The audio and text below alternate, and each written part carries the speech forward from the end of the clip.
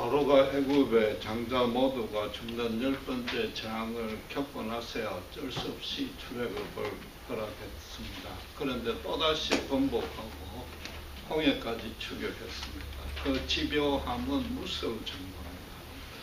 공짜 노동력을 놓치기 싫다는 게 가장 첫째 이유지만은 그 외에도 두 가지 중요한 이유가 있다고 지난주에 살펴봤습니다. 첫 번째는 9번의 그 재앙이 일상적으로 겪는 자연현상이라고 의미를 축소했기 때문입니다. 영적으로 어리석은 것이죠. 흔히 말하듯이 무식하면 고집이 세다는 그대로입니다. 두 번째는 바로가 스스로 애굽의 최고의 신이라고 착각을 했습니다. 그러니까 나라도 군대도 없이 자기들에게 400년 동안 노예로 묶여있던 그 무리에게 세계 최강인 애굽이 패배를 인정한다는 것은 죽기보다 싫었던 겁니다. 자기 체면과 위신을 세우려고 세우면 들수록 인간은 점점 더 초라해지고 불쌍해지는데 바로 그 본인만 몰랐던 겁니다. 하나님이 이스라엘을 애굽에서 구출할 것만 목적이라면 10번째 재앙까지는 물론이요, 두 번째 재앙도 갈 필요가 없습니다.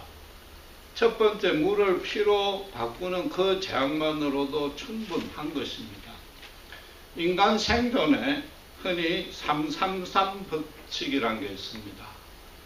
3분간 호흡을 안 하면, 3일간 물을 안 마시면, 3개월간만 음식을 전혀 섭취를 안 하면 죽게 돼 있다는 거죠. 그래서 333이라고 합니다. 하나님이 첫째 재앙을 7일 안에 거두었습니다.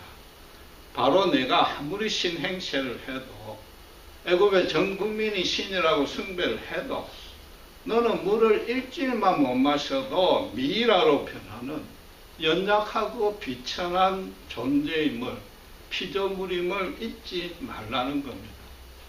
너는 신이 아니다. 너는 멸시학대했던 그 이스라엘 노예와 하나도 다를 바 없음을 깨달으라는 하나님의 신앙 교육이었단 말이에요. 물을 피로 바꾸는 건 애굽 술사도 했고, 그런데 그게 모세와 누가 더 신령한 능력을 가졌는지 시합하는 게 절대 아니란 말입니다. 하나님이 어떻게 그걸 가지고 시합을 하겠습니까? 애굽 술사도 핏빛 물감으로 가지고 눈속임을 했을 수도 있고, 사탄의 힘을 빌어서 요술을 변했을 수도 있지만은, 그 피를 다시 물로 바꾸는 것은 아예 흉내도 못 냈단 말이에요. 피는 뭡니까? 죽음입니다. 물은 뭐예요? 생명이다. 우리가 물이 온 땅에 흘러 넘쳐서 사람들은 애사로 마시지만은 천하 만민의 생명과 죽음을 주관하시는 하나님, 그분의 신성과 능력이 물 하나만 봐도 그 안에 명확하고도 넘치도록 계시가 되어 있는 겁니다. 하나님이 없다고 여기는 불신자들은 지금도 자기 인생의 주인을 자신으로 모십니다. 그건 무슨 말인가 하면은 자기가 자신에게 신이 되어 있는 겁니다. 그러나 그들 또한 정작 물을 못 마시면은 그 천하가 3일 천하로 끝난단 말이에요. 그게 불신자들도 잘 알고 있습니다. 그럼에도 그 간단한 진리조차 자기 자신의 연약함과는 연결시킬 생각은 추워도 안 하는 겁니다. 의도적으로 그걸 거부하는 겁니다.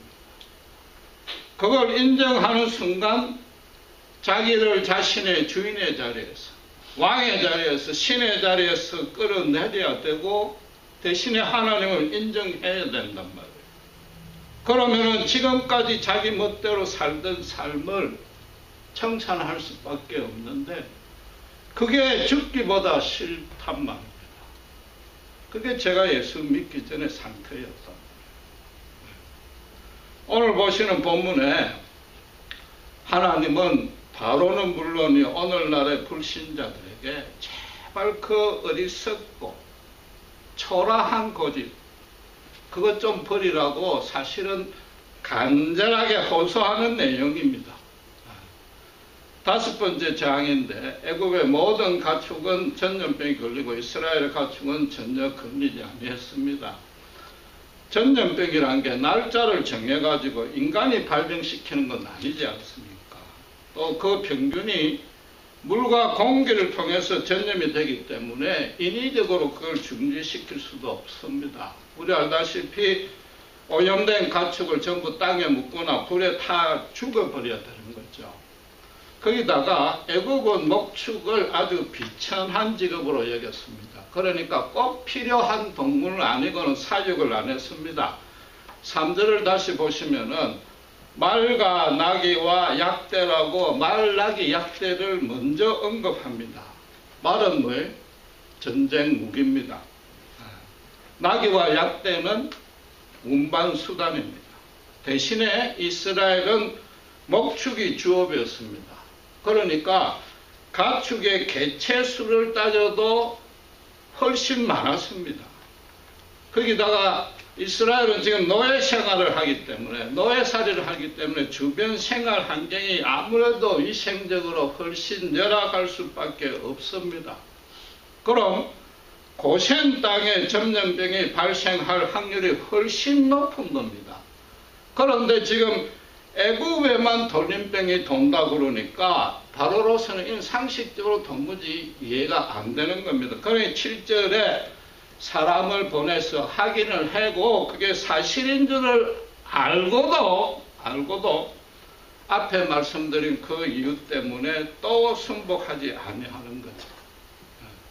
그러니까 하나님이 본문에서 뿐만 아니라 10장을 통해서 애굽만 피해를 보게 했습니다. 가나안 정복 때는 그 7족을 다 멸하면서 아이까지 진멸하라고 그랬습니다. 그러니까 기독교 외부에서는 기독교인들이 믿는 하나님은 이방 족속을 무자비하게 심판하고 자기 백성만 편애하는 배타적이고 독선적인 신이라고 비난을 합니다. 애국과 가나안이 인종과 문화와 종교가 다르다는 이유로 차별했다고 합니다. 그 반면에 기독교 신자들은 다른 종교를 믿는 사람들마저 무차별적으로 전도를 하니까 예의도 없고 상식도 없다 말이죠. 교세학장에 눈먼 강신자 취급을 합니다. 그 하나님의 그 신자라는 거죠. 그러나 본문 오늘 4절에 하나님이 어떻게 선언합니까? 이스라엘의 가축과 애굽의 가축을 구별했다고 합니다. 구별. 차별했다 그러지 않는단 말이에요. 그게 8장 22절에 네 번째 파리 때의 재앙에도 이스라엘이 거주하는 고센 땅을 구별해서 파리 때가 생기지 않게 했습니다. 그 사실은 첫 장부터 10장 전부 다 그렇습니다. 그런데 구원의 대상인 이스라엘을 다치게 할 수는 없는 거고 그건 너무나 당연한 일이니까 구태여 일일이 기록하지 않았을 뿐인 겁니다. 여러분 그럼 차별한다니까 구별한다의 차이가 뭡니까? 차별하는 거는 동일한 신분과 자격의 사람을 내 개인적인 친밀도와 선호도와 상대방에게서 오는 보상이 있는가 없는가 거기에 따라서 대우가 달라지는 게 차별입니다. 제가 목사인데 제 말에 고분고분 순종하는 사람과 죄송하지만 가끔 신방하면 봉투에 돈통투 찔러주는 사람을 교회 중직으로 임명해가지고 설교 중에 칭찬을 하면 그건 같은 교인 중에 차별한 거죠. 그러나 저는 또 불신자를 만나면은 식사 교제할 때 기도를 잘 안 합니다. 목사가 기도도 안 하고 밥 먹는가 오해 안 받을 정도로 잠시 눈을 감고 속으로만 기도를 합니다. 그때 그 불신자가 저보고 아이 목사님 예수 안 믿는다고 차별합니까? 왜 기도도 안 해줍니까? 라고 따질 수는 없는 겁니다. 왜? 믿음이 없고 그런 사람에게 예수님의 이름으로 기도해봐야 의미도 없고 응답도 안 되는 겁니다. 정 피치 못할 그런 자리에 가면은 저는 꼭 예수님의 십자가 구원의 은혜가 이들에게 임해달라는 그 기도는 꼭 붙입니다. 그건 뭐예요? 제가 불신자를 차별한 게 아닌 거죠. 신자와 불신자를 구별한 거다. 차별이라는 것은 사람의 예적 조건을 가지고 그 사람을 분류하는 게 차별입니다. 구별은 뭐예요? 그 사람의 내적인 정체성을 가지고 사람을 분류하는 거랍니다. 같은 반 학생인데 부잣집 아들이라고 특별 대우를 하는 건 차별입니다. 그러나 선생이 학교 밖에 있는 깽들인데 선생이면서 왜 교육을 안 가르치느냐, 그건 어느 누구도 차별이라고 얘기를 안 하는 거죠. 그 학생이 먼저 돼야 된단 말이에요. 동등한 신분이 되었을 때만이 이 차별이라는 문제가 제기되는 겁니다. 그래도 어쨌든 지금 애국만 손해를 봤으니까 결과적으로 차별한 것 아닌가? 그건 천만의 말씀인 거죠. 애국은 지금 지난 400년 동안 이스라엘에게 임금 한 푼 안 주고 학대했습니다. 바로가 히브리인들을 차별한 겁니다. 그럼에도 하나님은 그 잘못을 당장 벌주지도 아니했고 따지지도 아니했습니다. 대신에 뭘만 요구했습니까? 내 백성들어 나에게 예배드리게 해달라. 그것만 요청했단 말이에요. 그걸 안 들으면 큰 벌을 줄 것이다. 경고하고 실제로 벌을 주었으나 10번이나 그들을 죽이지도 아니하고 살려주기를 계속 반복했습니다. 만약에 바로나 애굽 사람들이 요 하나님, 우리도 하나님께 경배드리면 안 되겠느냐고 물었는데 하나님이 그걸 거절하면 그건 차별인 거죠. 구별과 차별이 훨씬 다른 겁니다. 여러분, 요한복음 8장에 여러분도 잘 아시는 현장에서 간음한 여인의 이야기가 나옵니다. 하나님의 율법 레위기 10장 10절에 보면은 간음하면은 당연히 둘 다 죽이게 되어 있습니다. 유대인들이 그 여인을 예수님께 데리고 와서 어떻게 처리할까요? 묻습니다. 예수님을 시험할 목적인 거죠. 풀어주라 그러면은 율법을 위반한 것이요. 돌로 쳐라 그러면은 원수를까지 사랑하라는 당신의 가르침과 입에되지 않느냐. 말과 행동이 다른 위선자라고 매도할 참입니다. 그들의 흉계를 모를 리 없는 예수님이 어떻게 대답했죠? 8장 7절에 너희 중에 죄 없는 자 먼저 돌로 차라고 했습니다. 죄 없는 자만이 다른 사람을 죄인으로 정죄하고 심판할 수 있다는 겁니다. 그랬더니 모든 사람이 그와 비슷한 죄, 어쩌면 그보다 더 심한 죄를 지었다는 생각이 들었는지 한 사람 두 사람 다 물러가고 결국 그 여자만 남았습니다. 그때 예수님이 나도 너를 정죄하지 않는다고 그랬습니다.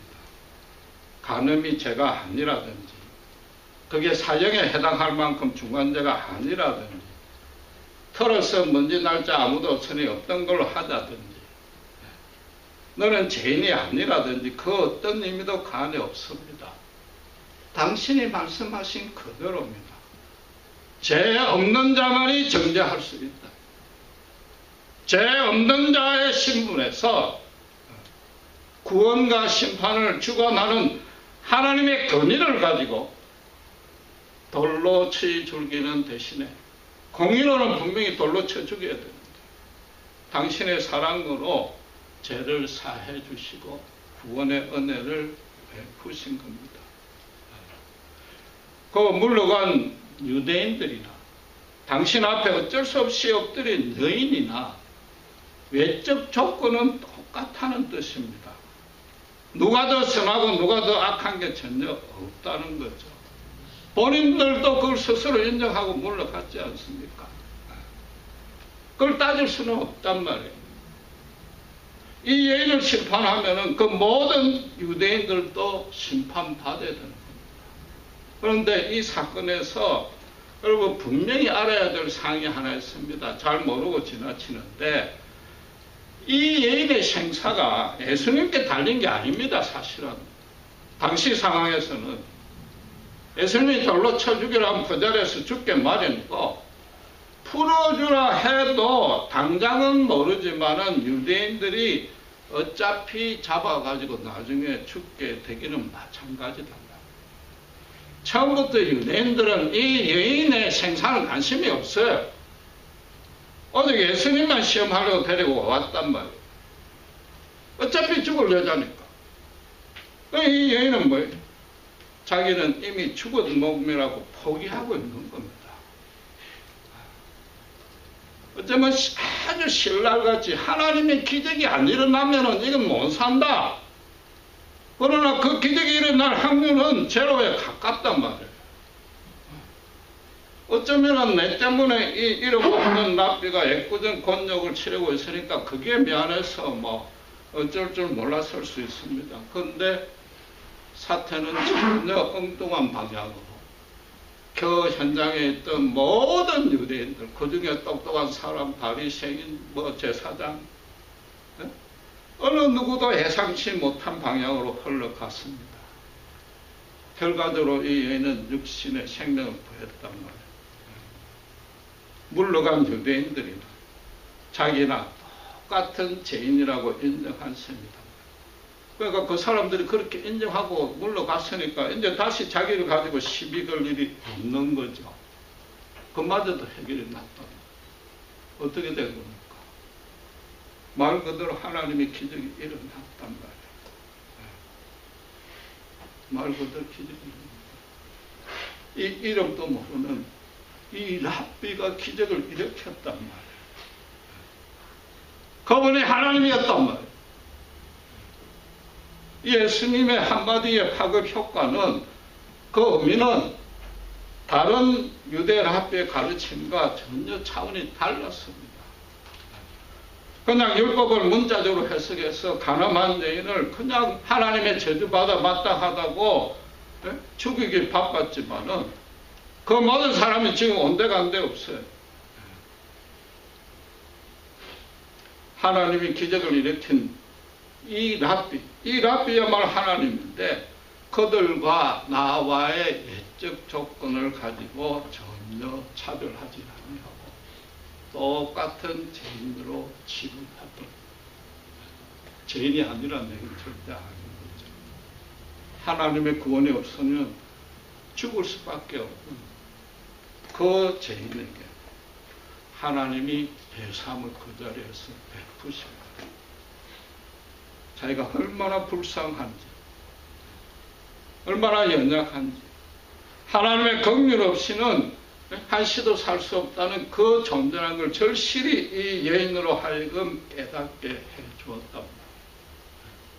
예수님이 십자가에 죽으신 근본 의미가 뭐예요? 너희 중에 너희 스스로 너희 죄를 씻을 자 아무도 없다는 겁니다. 인간의 도덕과 사상과 철학과 종교로는 절대로 그 죄를 깨끗게 할 수도 없는 겁니다. 하나님 앞에 온전히 설 수 있는 의인은 단 한 명도 없습니다. 인간의 노력으로 또 불가능합니다. 하나님의 관점에서는 모두가 영적으로 무지하고 완악하고 점수로 제로운 겁니다. 오늘 본문의 바로와 똑같은 겁니다. 어떤 인간에게도 필요한 것은 오직 하나님의 값없는 은혜인 겁니다. 너희가 죄중에 지금 현장에 가늠한 여인처럼 죄중에 있든지 우상 숭배해서 하나님과 원수 상태에 있든지 하나님은 조건 없이 용서하십니다. 그 긍휼하심이 절실함을 시인하고 있는 모습 그대로 나오면은 인종과 문화와 종교와 그 어떤 것도 구원은 물론이요 상벌의 기준으로 삼지 않는다는 겁니다. 예수를 모르는 모든 인간은 영적으로 바보를 넘어서 영적으로 시체입니다. 외적인 조건의 차이가 하나도 없습니다. 똑같단 말이에요. 그러니까 이게 어폐가 있지만은 근본적으로 하나님이 차별하려야 차별을 못해. 외적 조건이 똑같은데 외적 조건에 따라서 대우를 다르게 할 수가 없단 말이에요. 어쩔 수 없이 이것도 어폐가 있는 말이지만 하나님 쪽의 사정이 아니고 인간 쪽의 상황 때문에 구별할 수밖에 없는 거단 말이에요. 그 기준은 뭐냐? 예수님의 십자가에 비춰서 내가 얼마나 어리석고 완악했는지 그걸 겸손하게 인정하느냐 안 하느냐 그 한 가지 기준뿐인 겁니다. 쉽게 말해서 모두가 다르지 않더라. 똑같더라. 그걸 인정하느냐 안 하느냐. 대신에 예수님의 이 땅의 삶은 어땠습니까? 당신은 당신의 외모 때문에 온갖 차별 대우를 다 받았습니다. 갈릴리 나사렛 출신으로 정통 유대 배경이 없다고 무시당했습니다. 안식일 규정을 옮기고 병자를 치료했다고 미움을 받았습니다. 유대 사회에서 하나님의 구원밖에 있다고 아예 제쳐놓은 세리, 죄인, 창녀, 불구자, 귀신 들린 자들로만 주로 교제를 했습니다.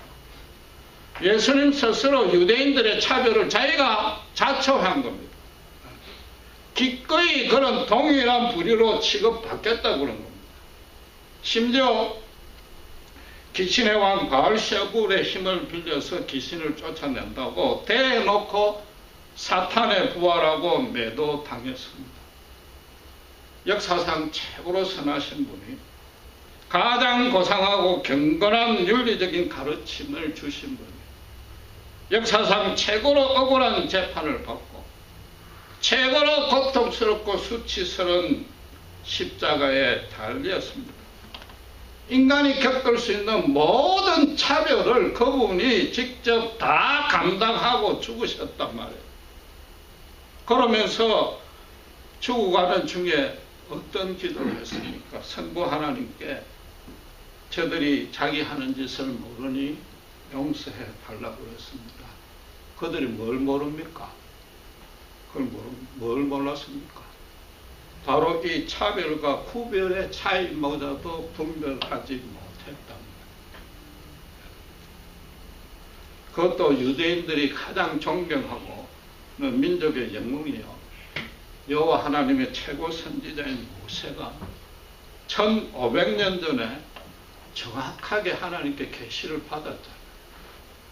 200만 명이 넘는 이스라엘 백성이 10가지 재앙을 가지고 구별이 뭔지 차별이 뭔지 생생하게 체험했잖아요. 그걸 출애굽기 기록으로 남겨놨잖아요. 그런데도 그들이 그걸 모른단 말이에요. 하나님이 10가지 재앙을 일으켰지만은 계속 풀어줬습니다. 애국을 멸망시키지 않았습니다. 당신의 백성과 당신의 백성이 아닌 자만 구별만 했단 말이에요. 당신이 택하시고 구원을 주시기로 애정한 당신의 백성과 사탄에 미혹되어 있는 자, 당신의 백성이 아닌 자, 끝까지 완악하게 고집하는 자와 그걸로부터 떼어놓는 것이 하나님의 구원의 방식이단 말이에요. 하나님이 애국을 멸망 안 했다시피 예수님의 때에도 일반 유대인들은 로마를 멸망시키기를 소원했지만 예수님은 그러지 아니었습니다. 유대 종교 지도자들은 심지어 그런 요구도 없었습니다. 자기들이 세운 종교 규칙을 가지고 사람을 차별하게 바쁘고 그걸 차별해서 돈 벌기 바빴는데 예수님이 그 일을 가지고 하나님의 제재를 받아 마땅하다고 정죄를 하니까 예수님이 미워 죽었던 겁니다. 돈벌이가 시원찮으니까 그러니까 예수님을 죽였단 말이에요. 절대로 차별 한 번 한 적 없고 구별만 한 예수님이었단 말이에요. 그분이 메시아 있는지도 전혀 안중이 없어요. 모세오경을 달달달달 암송하는 자들이 그랬다고. 하나님마저도 하나님의 외적인 조건을 가지고 내한테 돈을 많이 주느냐 안 주느냐, 내 기도 응답 빨리 해주느냐 안 해주느냐, 그걸 가지고 하나님마저도 차별을 했다. 그런 사람들이 하나님이 차별한다고 난리랍니다. 나중에는 일반적인 유대인들도 똑같은 이유로 지도자들과 한통속이 돼서 차별하는 하나님이라고 예수님을 십자가에 달았답니다. 예수님의 십자가는 모든 사람이 외적 조건만 가지고 차별하는 그 인간의 제약의 극치입니다. 그와 동시에 그런 무지하고 완악한 죄인들을 절대로 차별하지 아니하시고, 당신을 진심으로 순복하느냐 안 하느냐 그것 하나만 가지고 구분하시는 하나님의 사랑의 극치다. 이걸로 안 듣고 어떻게 그게 해결이 나느냐. 예수님의 십자가 외에 인간에게 어떤 소망이 있을 수 있느냐 말이에요. 그게 있다고 생각하는 자체가 영적 무지의 극치단 말이에요. 출애굽 때에 바로나 예수님 당시에 빌라도, 가야바, 헤롯, 그에 동조한 유대인들 모두 하나님 앞에 극악무도한 죄인인 것은 분명합니다. 그들을 변명해 줄 생각은 저도 없습니다. 그러나 정말로 우리 솔직히 따져보면은, 저라도 그 간음하는 여인의 현장에 있었더라면은, 예수님이 죄 없는 자 먼저 돌로 쳐라를 그 말을 들었더라면은 슬금슬금 뒷공문이 지금 쳤을 겁니다. 일부러 제일 죄가 적은 것처럼 맨 마지막에 빠져나왔었죠. 과연 예수님의 그 빌라도 법정에서 그냥 십자가에 매달라 제가 분명히 먼저 포함 쳤을 겁니다. 예수님이 죄 없는 자 먼저 돌로 쳐라 해서 다들 물러갔습니다. 이걸 알기 쉬운 시체말로 바꾸면 무슨 뜻이 됩니까? 비로 호박씩 안 가는 자 한 명도 없다는 거 아니에요? 쉬운 말로 그겁니다. 어디서 많이 듣던 표현 아니에요? 예수제이들 그 삶과 전도하는 내용이 전혀 다르고, 말로만 경건한 척하고 입술로만 경건한 척하고, 교회에서 벌어지는 행태는 세상과 다를 바 없이 난장판인데, 비록 호박씨라도 안 까면 밉지는 아니하지. 그들의 비난은 하나도 틀린 거 없습니다. 정답입니다. 사실입니다. 제가 지금 예수를 믿고 목사가 된 지 10년이 지났지만 아직도 그 문제에서 자유롭지 못합니다. 죽을 때까지 자유로워질 수 있는 자신은 없습니다. 그러나 예수 믿고 난 이후에 변화된 것 딱 한 가지는 자신 있게 말씀드릴 수 있습니다. 예수 믿기 전에는 나는 뒤로 호박씩 가는 그런 치사하고 비겁한 행위는 단 한 번도 안 한다. 최소한도 예수제이보다는 도덕적 점수로 내가 몇 배는 된다. 간혹 그런 실수를 해도 내가 얼마든지 고칠 수 있다고 장담을 했던 것입니다. 그 생각이 얼마나 교만한 것이요, 완악한 것이요, 어리석다 못해 불쌍하고 초라하고 비참했는지 그걸 몰랐단 말이에요. 예수 믿고 나서 그걸 아는 거죠. 그러니까 바로가 홍해까지 추격한 것처럼 무서울 정도로 지배함으로 저는 하나님과 예수를 거역했고 예수 믿는 자를 비난하기 바빴습니다. 그러는 와중에 예수님이 먼저 찾아와 주신 겁니다. 성령의 은혜로 강습해서 제 심정이 완전히 뒤집어졌습니다. 뭐 거룩해진 것 하나 없고 예수님의 진리와 생명과 은혜 앞에 그 사랑 앞에 내 자신을 완전히 밟아벗겨서 하나님이 그 앞에 엎드리게 한 겁니다. 인간의 중에 어느 누구도 호박씨 평생을 가도 호박씨 까는 데서 자유로울 수 없다는 그 불쌍한 존재라는 사실, 그것 하나 깨닫고 그런 남아도 그런 이 공고한 사망의 몸에서 주님만이 나를 건질 수 있구나, 그 고백을 나도 모르게 눈물 흘리면서 절로 하고 있었단 말이에요. 그거 하나 변환된 겁니다. 여러분, 제가 감히 말씀드리겠는데 세상의 어떤 도덕과 종교, 철학도 하나님을 고의로 부인시키고 그분과 정반대 대척점에 서게끔 오직 그 인간의 너 잘났다, 얼마든지 할 수 있다, 인간은 선하다, 그게 뭐예요? 출애굽시에 말하는 강팍함이다. 다른 모든 세상의 것들은 그 강팍함을 주입시키는 것밖에 안 됩니다. 예수님의 십자가 사랑 외에는 이 인간의 죽을 만한, 죽을 이 고질병은 고칠 방도가 없는 겁니다. 3일 물을 안 마셔도 3분 호흡을 안 해도 죽는 존재인데 그렇게 지으신 하나님을 차별하는 하나님이라고 매도하고 있단 말이에요. 아예 하나님 그분마저도 차별해가지고 홍해물에 갖다 빠뜨리려고 하는 게 사람이단 말이에요. 당장 죽여 마땅한데 그것도 모르고 그러는 거죠. 남들은 다 호박씨 까도 나는 절대로 호박씨 안 깔 자신이 있다. 그게 가장 큰 호박씨인지 모르는 겁니다. 그런 큰 소리치는 그게 가장 큰 겁니다. 그런 사람에게 기다리는 것은 철두철미한 심판입니다. 극악무도한 벌을 더 주신다는 게 아니라 평생 가도 하나님의 사랑으로부터 멀어지는 거죠. 하나님 사랑 받을 길이 없는 겁니다.